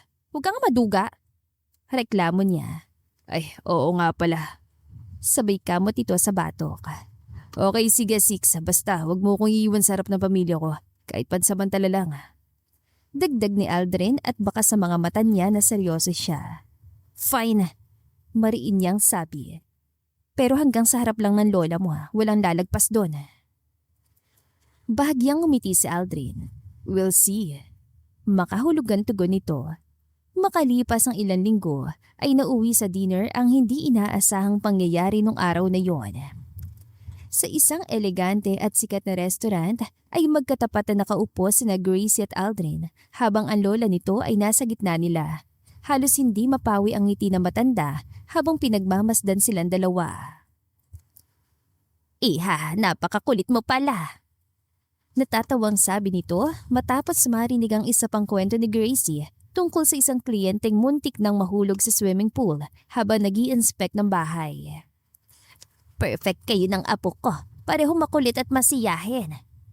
Dagdag pa nito habang pinupunasan ng luha sa kakatawa. Sandaling nagkatitigan sina Aldrin at Gracie. Pareho nilang alam na palabas lang ang lahat. Ngunit sa gabing yon ay totoo ang saya na matanda. At masaya rin ang puso ni Gracie dahil hindi man niya nakasundo ang mami ni Aldrin, ay ang lola naman nito ay mabait at kasundo niya.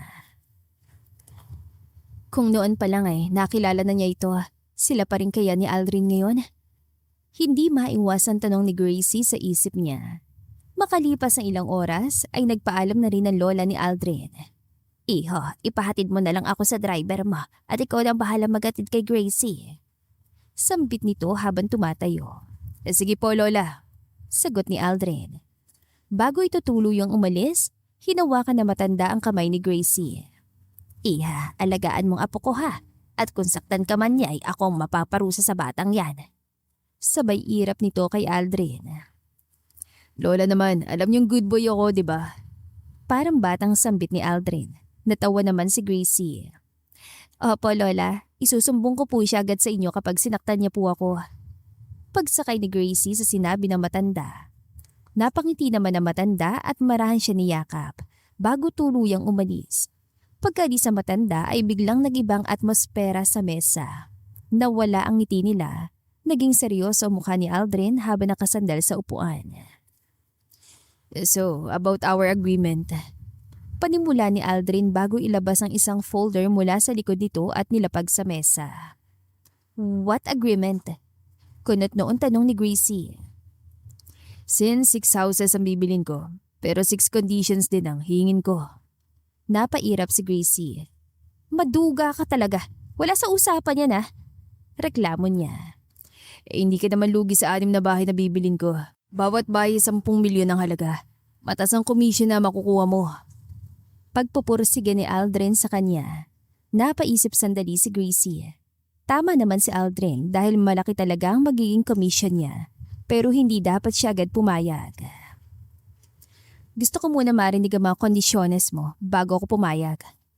Paninigurado naman ni Gracie. Isa-isang itinaas ni Aldrin ng mga daliri habang nagsasalita. First, magpapanggap kang fiancé ko sa harap ni Lola. Alam ko na yan. Mabilis sa sagot ni Gracie. Second, you will be my personal assistant every Saturday and Sunday. Napatas ang kilay ni Gracie. Excuse me? Relax lang, 2 days a week lang naman Kalmadong sagot ito. Huminga siya ng malalim. Ay okay, sige next. Third, you'll work as my house helper for 1 whole day, once a month. Ano? Ako? Magiging maid mo na isang beses sa isang buwan? Inis niyang tanong. Just once a month lang naman. Tugon ni Aldrin habang nagpipigil ng ngiti. Napapikit si Gracie sa inis. Fourth, you'll be the one to bathe my dog. Napangiwi si Gracie. May aso ka? Yes, his name is Rainbow. Isa siyang golden retriever, kaya madaling paamuhin at friendly. Dagdag pa nito na parang proud. Fine, sagot niya ng pilit. Fifth, you will cook for me, chef for 1 day. Sambit ni Aldrin habang nakangiti na tila nag-e-enjoy sa reaksyon niya. Napatawa si Gracie. You're unbelievable.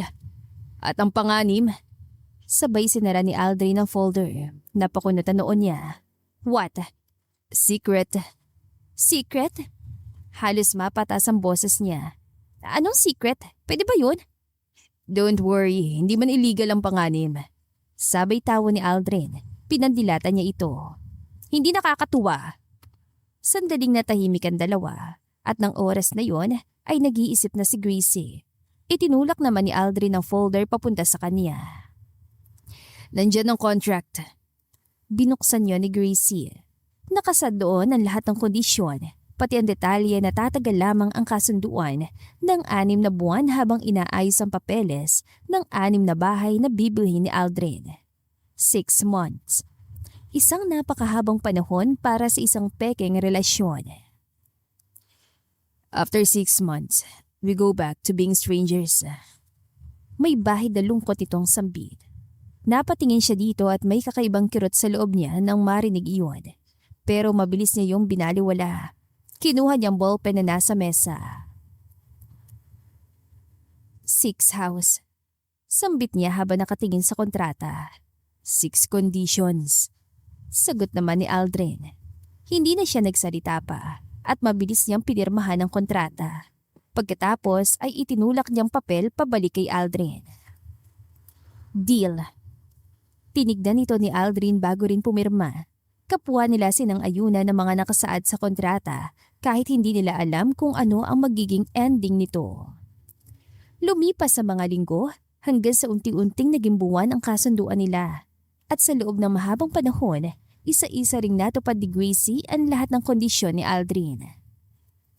Noong unang Sabado, pumasok siya sa opisina nito bilang personal assistant. Halos hindi siya makapaniwala habang hawak ang tablet at sumusunod sa likod ni Aldrin sa meeting. Sir Aldrin, your schedule. Malamig niyang sabi habang inaabot ang tablet. Napangiti si Aldrin na bahagya. Ang formal mo naman. Trabaho ko to. Sagot niya nang walang emosyon. Relax, Gracie. Hindi naman ako strict na boss. Hindi po ako nag-aalala doon, sir. Matamis ngunit may diin yan sagot. Mas natatakot ako na baka magbagong isip nyo sa pagbili ng bahay. Napailing na lang si Aldrin habang pinipigilan ng tawa. Sa sumunod na linggo, dumating ang araw ng pagiging katulong ni Gracie sa bahay nito. Nakasuot siya ng apron habang nagwawali sa sala. Hindi ko akalain na darating sa buhay ko na maglilinis ako ng bahay mo. Reklamo niya. Nakasandal si Aldrin sa pinto habang pinapanood siya. Magaling ka naman pala maglinis. Tumahimik ka. Sagot niya habang tinuturo ang map. Kung gusto mo, ikaw ang gumawa. Contract says, ikaw. Ang daya mo talaga. Ngunit sa kabila ng mga reklamo, pareho silang napapangiti. Isang araw naman ay dumating ang kondisyon tungkol sa aso. Lumapit sa kanila ang malaking golden retriever na masiglang buntot. Rainbow! Masayang tawag ni Aldrin. Agad itong tumakbo papunta kay Gracie. Wait! Wait! Napasigaw siya habang iniiwasan ng aso. Bakit parang kabayo to? Ang bilis tumakbo! Napatawa si Aldrin. Hindi ka ba marunong magpet ng aso? Hindi! Don't worry, friendly siya. Friendly? Sigaw ni Gracie habang tinatalunan siya ng aso. Baka magkalas-kalas sa buto ko dito. Halos mapahiga si Aldrin sa kakatawa. Kaya siya naman ang dinambahan ni Rainbow, saka mabilis na tumakbo si Gracie para makatakas. Sa mga araw na lumilipas, ay unti-unting napawasan ng tensyon sa pagitan nila. Mas madalas na silang mag-asaran kaysa mag-away. Minsan ay sabay silang kumakain sa kitchen habang si Gracie ay nagluluto para sa kondisyon nitong maging chef for one day. Taste it. Sambit ni Gracie habang inaabot ang kutsara. Tinignan niya ni Aldrin na parang suspicious. Safe bang kainin to? Kung gusto mong mabuhay, tikman mo. Tumawa si Aldrin. Bago sumubo at saglit itong natahimik. Okay lang ba ang lasa? Tanong ni Gracie. Not bad. Sagot niya. Not bad lang? Actually, dagdag ni Aldrin habang nakangiti. Masarap. Well, masarap ka naman talaga. I mean, masarap ka magluto. Biglang namulang pisngi ni Gracie, kaya naman mabilis siyang tumalikod. Puro ka talaga kalokohan. Inis niyang bulong na ikinatawa ni Aldrin. Namali lang ng sentence eh. Pangasar pa nito. Che, ewan ko sa'yo. Sabay alis si Gracie, pero ang totoo, kaya siya umalis ay hindi dahil galit siya, kundi kinikilig talaga siya. Sa ilang buwan nilang magkasama, ay halos puro tawanan at kulitan ang namagitan sa kanilang dalawa. Ultimo mga empleyado ni Aldrin ay napapansin ang pagiging masayahin niya. At alam ni Aldrin na unti-unti na ring nawawala ang galit niya kay Gracie. Dahil natitiyak na niya na mahal niya pa rin si Gracie. Natabunan lang ng galit kaya hindi niya maamin. Hanggang sa dumating ang araw na biglang hindi pumasok si Gracie. Umaga pa lang ay nasa opisina na si Aldrin. Tinignan niya ang schedule. Nasaan si Gracie? Tanong niya sa sekretary. Sir, wala pa po siya eh. Napakunot ang noon niya dahil ni minsan ay hindi naman ito na late. Makalipas pang ilang oras ay may update na siya natanggap. Sir, ayon sa accounting staff yung pera po ng client na ipambabayad sa reservation fee. Si Miss Gracie daw po nag-withdraw. Sambit ni Jose. Biglang tumigas sa mukha ni Aldrin. What? At halos 5 oras na po nakalipas at hindi pa po siya bumabalik. Parang biglang kumulo ang dugo niya. Are you telling me she ran away with the money? Malamig niyang tanong. No way, she can't do that. I know her. Para mawala ang pag-alala at galit niya, ay tinawagan niya ang number nito ngunit cannot be reached. Mas nag-aalala siya kay Gracie kaysa sa perang daladala nito at halos hindi na siya mapakali. Ngunit makalipas ang ilang oras ay may dumating na tawag mula sa isa sa mga empleyado. Sir, nakapag-update na po si Ma'am Gracie. Where is she? Kaagad na tanong ni Aldrin. Sa cemetery po. Napahinto si Aldrin. Cemetery? Opo sir, dinaan niya raw po munang punto ng mama niya. Biglang may kung anong kumurot sa dibdib niya. Hindi na siya nagdalawang isip. Agad siya nagbaneho papunta sa sementeryong tinukoy ng staff niya. At habang naglalakad siya sa pagitan ng mga puntod, nakita niya si Gracie. Nakatayo ito sa harap ng isang lapida. May inilapag na itong bulaklak at nakasinding kandila. Narinig pa niyang mahina nitong pagsasalita. Ma, pasensya na po kung hindi ako nakadalaw last year. Biglang tumigil ang paghinga ni Aldrin. Dahan-dahan siya lumapit at napatingin sa lapida. At doon niya nabasa ang pangalan ng mama ni Gracie, kasama ang petsa ng kamatayan. Nanlaki ang mga mata niya dahil ang araw na nakaukit doon ay ang mismong araw na naghiwalay sila noon. Parang may bumagsak na malaking bato sa kanyang dibdib. Ibig sabihin, habang galit siya noon kay Gracie, habang iniisip niyang iniwan siya nito, ay iyon din palang araw na nawalan ito ng ina. Napapikit si Aldrin at biglang pumasok sa isip niya ang lahat ng masasakit na salitang sinabi niya kanina. Pakiramdam niya ay napakaliit niya, ngunit naglakas loob pa rin siyang lumapit kay Gracie. Gracie, tawag niya.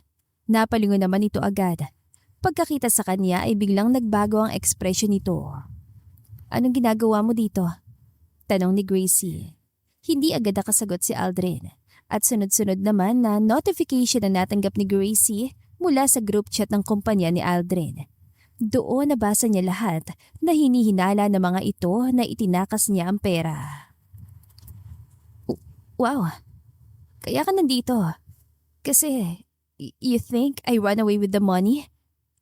Halos hindi niya makapaniwalang sambit. Gracie, I didn't know. Hindi mo nga alam. Putol niyan sagot. Akala mo ninakaw kong pera. Malamig niyan sabi. I withdrew it because the client asked me to process it today. Dagdag pa niya. Hindi makatingin si Aldrin sa kanya na maayos at hiyang-hiya ito dahil sumagi sa isip niya yon pero agad naman niyang kinontra. I'm sorry, Gracie. Paghingi ng tawad ni Aldrin, ngunit umiling si Gracie. Sa'yo na yung sorry mo. At lumakad na ito palayo. Gracie, please. Habol ni Aldrin. Ngunit hindi na siya pinansin nito. Pinagsisisihan ni Aldrin kung bakit tumahimik lang siya. Dapat sinabi niya na hindi siya nag-isip na masama dahil mas nanaig ang pag-alala sa kanya. Pero hindi niya nagawang sabihin yon dahil gulat pa rin siya sa natuklasan. Napatay na pala ang ina ni Gracie. Bilang pagbigay galang ay nagpabili siya ng bulaklak at kandila. Nagstay siya doon ng ilang minuto at pinagdasal ang kaluluwa nito. Lumipas ang ilang araw matapos ang nangyari sa sementeryo. Tahimik pa rin si Gracie kay Aldrin. Sa opisina, kung may kailangan itong sabihin ay puro trabaho lang. Sir, your meeting with the investors is at 2 p.m. Malamig niyang sabi habang inaabot ang tablet. Gracie, susubukan sana magsalita ni Aldrin. Anything else, sir? Putol niya agad nang hindi man lamang tumitingin dito. Napabuntong hininga na lang si Aldrin. Halatang ayaw talaga siyang kausapin ito. Hanggang isang araw ay biglang nagkaroon ng bisita sa kumpanya. Nang bumukas ang pinto ng opisina ni Aldrin ay pumasok ang isang babae na tila modelo sa isang magazine. Mahaba ang buhok, naka-designer dress at may kumpiyansang ngiti. Aldrin! Napatingala si Aldrin at nanlaki ang mata niya. Natalie? Napangiti ang babae at agad lumapit sa kanya. Natalie is like a sister to him, pero taliwas ang nararamdaman nito para sa kanya at alam yon ni Aldrin. I missed you. Malambing nitong sabi habang hinahawakan ng braso ni Aldrin. Sa kabilang mesa, naroon si Gracie na may inaayos na dokumento. Hindi niya sinasadya pero kitang-kita niyang eksena. Anong ginagawa mo dito? Tanong ni Aldrin. Can't I visit? Malambing na sagot ni Natalie habang bahagyang yumuyuko palapit sa kanya. Ang tagal kitang hindi nakita. You didn't even visit me in Singapore. Dagdag pa nito. Napakamot si Aldrin sa batok. Because I'm busy.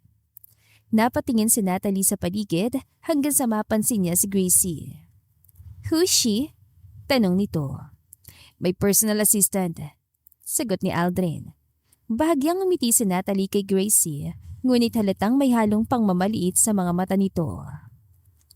Oh, hello. Pagbati ni Natalie. Good afternoon. Simpleng sagot ni Gracie habang nakayuko pa rin sa papel. Ngunit hindi doon natapos ang pagbisita ni Natalie. Sa loob ng ilang minuto ay halos hindi na ito umaalis sa tabi ni Aldrin. Minsan ay hahawakan ng braso nito o di kaya ay hahaplos sa balikat. Remember when we were kids? Balambing nitong sabi. You said you would marry me someday. Napatingin bigla si Gracie kay Aldrin at nang magtapat ang mga mata nila ay inirapan niya itong bigla. Kids say a lot of things. Kinakabang sagot ni Aldrin. Ngunit tila hindi pinapansin yon ni Natalie. Still, I think we would make a great couple. Nakangiti pa nitong tugon kay Aldrin. Tahimik lang si Gracie habang nagtatype sa laptop. Pero sa loob-loob niya, ay grabe girl, kapal na muka. Makalipas ang ilan sandali ay nagpaalam na rin si Natalie. See you later, Aldrin. Paalam nito habang bahagyang hinahaplos ang braso ng lalaki. Pagkalabas nito ng pintuan ay katahimikan na bumalot sa buong opisina ni Aldrin. Kahit si Aldrin ay takot magsalita dahil kilala ni Gracie kapag galit at nagsiselos. As in, he's dead now. Ilan segundo lang ang lumipas bago biglang nagsalita si Gracie at lumapit sa kanya para abutin ng isang folder. Iniba niya ang boses niya. Malambing, pa-cute, gaya ng boses ni Natalie. Remember when we were kids, Aldrin? Panggagaya niya habang panay-irap. Napalingon si Aldrin. Still, I think we would make a great couple. Dagdag pa niya habang inaartihan ang pagpitik ng buhok. Halos hindi makapigil ng tawa si Aldrin. Gracie. See you later, Aldrin. Dagdag pa niya habang ginagaya ang paghawak sa braso nito. Tuluyan ang natawa si Aldrin na malakas. Stop it! Why? Sagot ni Gracie habang nakapout. Ang sweet niya, di ba? Sa kakatawa ni Aldrin ay napaatras si Gracie at bigla itong nadula sa sahig. Ah! Mabuti na lang at mabilis na naabot ni Aldrin ang braso niya. Nasalo siya nito at halos magkalapit ang mukha nila. Biglang natahimik ang paligid at ramdam ni Gracie ang kamay ni Aldrin sa bewang niya. At ang tibok ng puso niya ay sobrang bilis. Ayos ka lang? Mahina nitong tanong. Hindi agad nakasagot si Gracie. Nakatitig lang siya sa mga mata nito. Gracie, bulong ni Aldrin at biglang naging seryoso ang mukha ni Aldrin. I'm really sorry. Napakurap si Gracie. Sa lahat ng sinabi ko noon, dagdag niya. Sa cemetery at sa lahat ng maling akala ko. Tahimik lang si Gracie at hindi pa rin siya nakakapagsalita ng bahagyang yumuko si Aldrin at marahang hinalikan siya sa labi. Isang mabilis ngunit malambot na halik. Nanlaki ang mga mata ni Gracie ngunit hindi siya agad nakaatras. Hindi rin agad bumitaw si Aldrin. Hanggang sa biglang bumukas ang pinto. Aldrin, I forgot my... Naputol ang pagsasalita ni Natalie at natigilan siya sa pintuan. Nanlaki ang mga mata ni Natalie. Kitang-kita niyang dalawa. Si Aldrin na nakahawak sa baywang ni Gracie at ang labi nilang halos magkadikit pa. Parang sinaksak ang puso niya sa nasaksihan. Aldrin? Mabilis na lumayo si Gracie ngunit wala nang sinabi si Natalie. Tahimik lamang itong tumalikod at umalis. Nang mawala na ito ay akmang aalis na sana si Gracie pero pinigilan siya ni Aldrin. I'm sorry if I kissed you, but please don't leave me again. Nagsusumamong sambit ni Aldrin. Marahang umiti si Gracie. Don't worry, I won't. Hindi na talaga dahil hindi na niya kakayanin pang muling mawalay kay Aldrin. At kung tataliwas siya sa nilalaman ng puso niya, ay tiyak na masasaktan siya muli. Kinagabihan ay galit na galit si Natalie habang kausap sa cellphone ng ina ni Aldrin. Tita, you know that girl working with Aldrin? Reklamo nito. Which girl? Tanong ni Amanda. Her personal assistant na napag-alaman kong isa palang real estate agent. Her name is Gracie. Natahimik sandali ang ina ni Aldrin na marinig ang pangalan na yon. At anong ginawa niya? I saw them kissing. Biglang tumahimik ang linya. Impossible. Malamig na sagot ang ina ni Aldrin. It's true, tita. She's seducing him. Hindi na nagsalita pang ina ni Aldrin. Ngunit kinabukasan ay agad itong umuwi ng Pilipinas. Diretso nitong pumunta sa opisina ni Aldrin. Ngunit nang pumasok ito ay wala roon ang anak niya at si Gracie lang ang nasa loob habang nag-aayos sa mga dokumento. Good afternoon po. Magalang na bati ni Gracie, ngunit malamig ang tingin ng babae. Gracie. Sambit nito sa pangalan niya. Nanlaki ang mga mata ni Gracie na makilala niya ang boses na yon, kaya mabilis siyang humarap dito. Ma'am Amanda. Utal at kinakabahang sambit ni Gracie. Natatandaan mo pa pala ako, Gracie. What about our deal? Natatandaan mo pa ba? Matagal siyang tinitigan ng ina ni Aldrin mula ulo hanggang paa na para bang sinusukat ang halaga at pagkatao niya. He seems happy here with my son. So ano, hindi ka pa tapos hututan ng perang anak ko? Mataray nitong tanong. Magkano na naman ang kailangan mo ngayon? Dagdag pa nito. Parang may kumurot sa dibdib ni Gracie. Ma'am Amanda, mali po kayo nang iniisip. I know what I saw. Don't act innocent. Putol nito. Alam ko mukha kang pera. Nanginginig ang kamay ni Gracie. I told you before, layuan mo anak ko. Dahil langit siya, ikaw hampas lupa. Napatitig si Gracie sa sahig. Wala naman po namamagitan sa aming dalawa eh. Sambit niya na nagbabadya ng luha sa mga mata niya. Napatawa na malamig ang ina ni Aldrin. Talaga? Dahan-dahan itong lumapit sa mesa niya.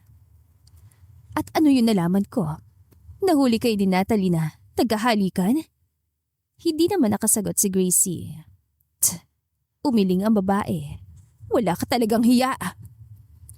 Parang bumalik lahat ang alaala nung bayaran siya nito. Halos lunukin niya lahat ang masasakit na salita. Pero hindi na siya papayag ngayon. Ma'am Amanda, watch your words. Wala kami relasyon ng anak niyo. Kahit tanungin niyo pa siya. Inis niyang sagot. Oh, really? Malamig na sagot ito. Maniwala kayo sa hindi. Hindi ko na problema yun. Hindi niyo na pwedeng tapakan ng pagkatao ko dahil hindi niyo naman ako pinapalamon. Then, don't forget ang binayaran na kita noon para layo ng anak ko. Napakuyom ng kamao si Gracie. Parang bumalik ang lahat ng sakit sa alaala ni Gracie. 6 na taon na nakalipas. Nasa ospital ang nanay niya. Kailangan ng emergency operation. Wala siyang pera. At noon lumapit sa kanyang ina ni Aldrin habang may dalang tseke. Hiwalayan mong anak ko. Sabi nito noon. At tutulungan kitang bayaran ng operasyon ng nanay mo. Pumikit si Gracie. Dahil sa sandaling yon ay wala siyang ibang pagpipilian. Kaya tinanggap niya ang pera at iniwan si Aldrin ng walang paliwanag. What? Natahimik ka dahil alam mo sa sarili mong pera lang ang habol mo sa anak ko. Galit na sigaw ni Amanda.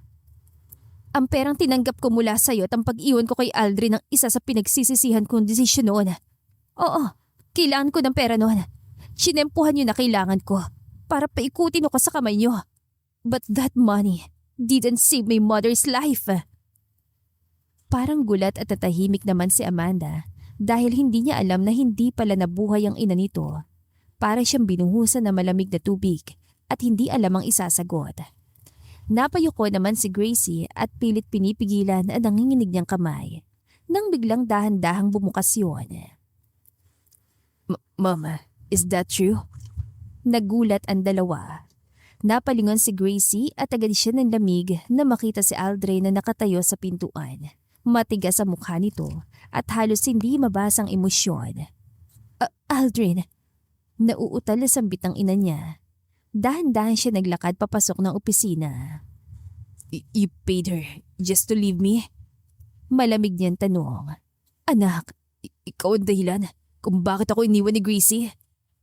Tanong muli ni Aldrin, ngunit mas mababa ang boses at mas mabigat. Hindi agad nakasagot ng kanyang ina. Answer me! Napatras ang babae ng isang hakbang. I was only trying to protect you. Mahina nitong sambit. Mapait na natawa si Aldrin. Protect me? Tumitig siya sa ina. By paying the woman I love to leave me? Halos hindi makatingin si Gracie sa kanila at tuluyan ang tumulo ang luha niya dahil ramdam na ramdam niya ang sakit at bigat na nararamdaman ni Aldrin ngayon. Aldrin, listen to me. No, ma'am. Ikaw makinig. Halos nanginginig ang boses niya. Alam mo ba kung anong ginawa mo? Alam mo ba kung ilang taon kong kinamuhian si Gracie dahil akala ko iniwan niya ako dahil sa ibang lalaki? Napaluha ang ina niya. I thought she was using you. She's just after your money. Depensa nito. Mahihirapan ka lang sa kanya. Napailing si Aldrin. Hindi mo malamang ako tinanong. Hindi mo malamang ako pinagkatiwalaan. Because I'm your mother. Halos sigaw ng babae. I know what's best for you. Do you? Malamig na sagot niya. Because right now, mama, all I see is someone who destroyed my life. Halos mapaupo si Amanda sa sakit ang sinabi niya. You?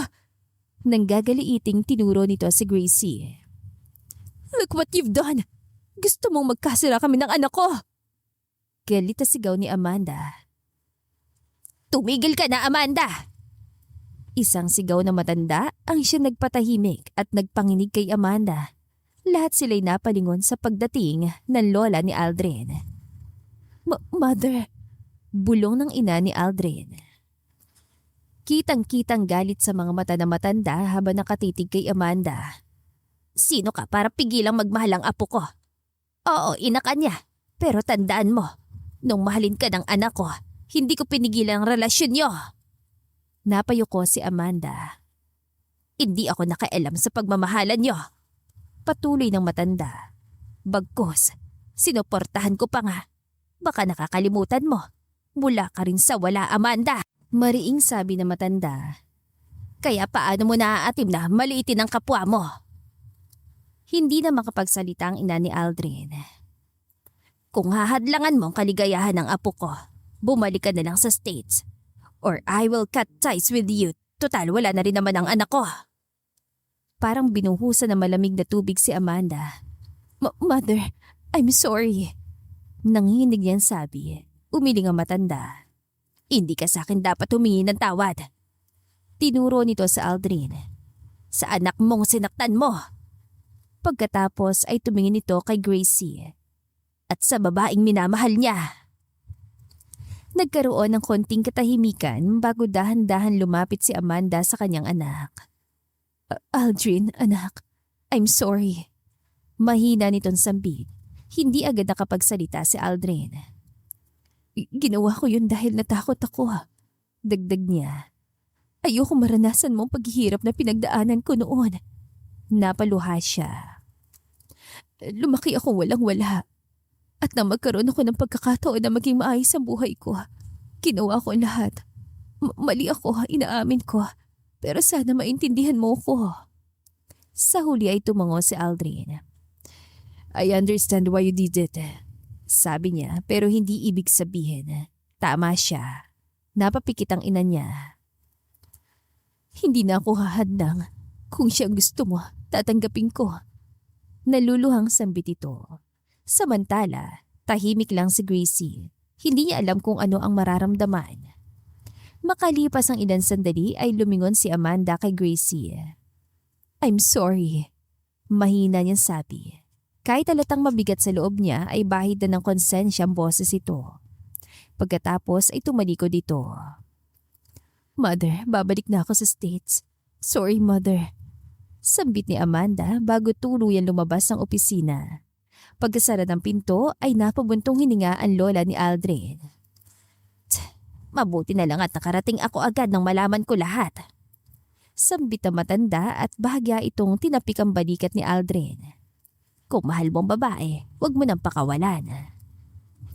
Pagkatapos ay lumabas na rin ang matanda at naiwan sina Aldrin at Gracie sa loob ng opisina. Sa sobrang katahimikan ng opisina ay halos marinig nila ang tibok ng puso nila. Dahan-dahan lumapit si Aldrin. Gracie. Sa wakas ay tumingin si Gracie sa kanya. Bakas pa rin sa mga mata nito ang sakit na pinagdaanan at may halong lungkot na rin at panghihinayang. I'm sorry sa lahat ng ginawa ng mami ko. Sorry if I didn't find you sooner. I'm sorry kung nagalit ako sa'yo. Sunod-sunod na sambit ni Aldrin. Tuloy-tuloy ang pagdaloy ng luha sa mga mata ni Gracie at paulit-ulit niya rin itong pinupunasan hanggang si Aldrin ang siya nagpunas gamit ang daliri nito. Sorry din. Humihikbet umiiyak na sambit ni Gracie. Mahigpit siya niyakap ni Aldrin. Okay na, naiintindihan ko na lahat. But please from now on, huwag ka na maglilihim sa akin. Dahil simula ngayon, pagsisikapan ko maging akin ka ulit. Liligawan ulit kita, Gracie. Natahimik naman si Gracie at napatitig sa mga mata niya. Mahal mo pa rin ako? Kinakabahang tanong ni Gracie. Oo, ikaw lang naman ang laman ng puso ko mula noon. Hanggang ngayon, maybe natabunan ng galit kaya inakala kong hindi na kita mahal pero Gracie, believe me or not, na makita ulit kita, pakiramdam ko na buo muli ako. Oo, naramdaman ko pa rin yung sakit ng pag-iwan mo sa akin. Pero basta nangingibabaw yung pagmamahal ko sa'yo. I even bought 6 houses just to get close to you. Natatawang sambit ni Aldrin. Natawa rin si Gracie. Am I that worth it? You're more than anything, Gracie. I can give up everything that I have just to have you again in my life. Hinampas naman siyang bigla ni Gracie sa balikat. Huwag mong i-give up ang lahat para sa akin kasi magugutom tayo. Mahirap kumita ng pera ngayon. Pagbibiro ni Gracie na siyang ikinatangot kinatawa ni Aldrin.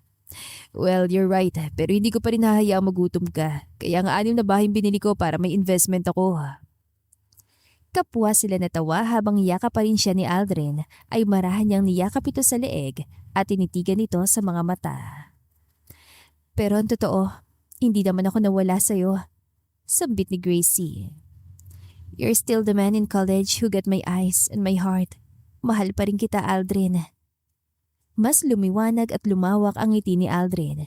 Bigla itong lumuhod sa harap niya, kaya nanlaki ang mga mata niya. Aldrin, may inilabas itong maliit na kahon mula sa labas at pagbukas nito ay isang diamond ring na kumikinang sa ganda. Condition number 6. Mahina ngunit malinaw niyang sabi. Be my wife, Gracie. Unti-unti muling pumatak ang luha ni Gracie, ngunit hindi na sa sakit kundi sa sobrang saya ng puso niya. Will you marry me? Tanong nito. Napahawak si Gracie sa kanyang bibig at dahan-dahan tumango. Yes! Yes! Nakangiti niyang sigaw. Masayang sinuot ni Aldrin ang singsing sa kanyang daliri at agad siyang hinarikan sa labi. Bigla ay malakas sa palakpakan na bumalot sa buong opisina at nagulat siya nang makitang naroon ang lola ni Aldrin, si Gemma, si Ma'am Liza at lahat ng empleyado ni Aldrin ay nasaksihan ang success proposal nito. Congratulations Aldrin and Gracie! Road to forever! Sigaw ng mga ito. Sa wakas, soon to be Mrs. Valderrama! Malakas niyang sigaw at masaya naman niyang iniangat ang daliri niyang may singsing habang yakap ni Aldrin ang kanyang bewang upang alalayan siya. And I am the luckiest man in the world to marry such a gorgeous, kind and faithful woman like you. Sigaw naman ni Aldrin. Mas malakas sa palakpakan ang namayani at ang iba'y sumisigaw at nagre-request pa ng halik na siyang sinunod naman nilang dalawa. Ang kwentong pag-ibig ni Gracie at Aldrin ang siya nagpapatunay ng tunay at wagas na pag-ibig kahit ilang taon pan lumipas na magkahiwalay ay mananatili pa ring tapat ang puso at iisang tao pa rin ang itinitibok nito. Minsan kasi kailangan lang ng panahon, pagpapatawad at lakas ng loob para muling piliin ang isa't isa. At dito na po nagtatapos ang ating kwentong pag-ibig. Maraming salamat po sa pakikinig. To God be the highest glory. Hanggang sa muli. Paalam!